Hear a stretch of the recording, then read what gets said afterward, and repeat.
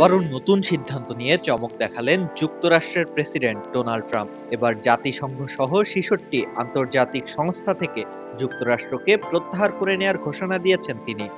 গত বুধবার এই ঘোষণা দেন ট্রাম্প। তিনি বলেন, এসব সংস্থা যুক্তরাষ্ট্রের জাতীয় স্বার্থের বিপরীতে কাজ করে।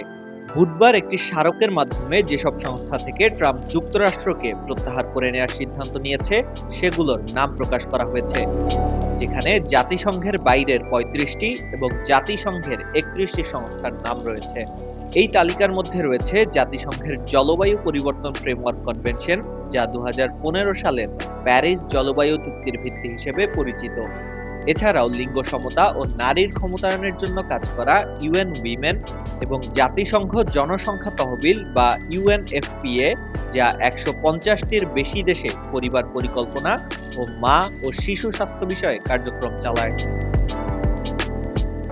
স্মারকে বলা হয়েছে, জাতিসংঘ সংস্থাগুলোর থেকে প্রত্যাহার করে নেওয়ার অর্থ হলো আইন অনুযায়ী এই সংস্থাগুলোতে অংশগ্রহণ বা অর্থায়ন বন্ধ করা। অবশ্য ট্রাম্প জাতিসংঘের যেসব সংস্থা থেকে যুক্তরাষ্ট্রকে প্রত্যাহারের ঘোষণা দিয়েছেন সেগুলোর অধিকাংশের জন্য তহবিল বরাদ্দ আগেই অনেকটা কমিয়ে দিয়েছিলেন তিনি।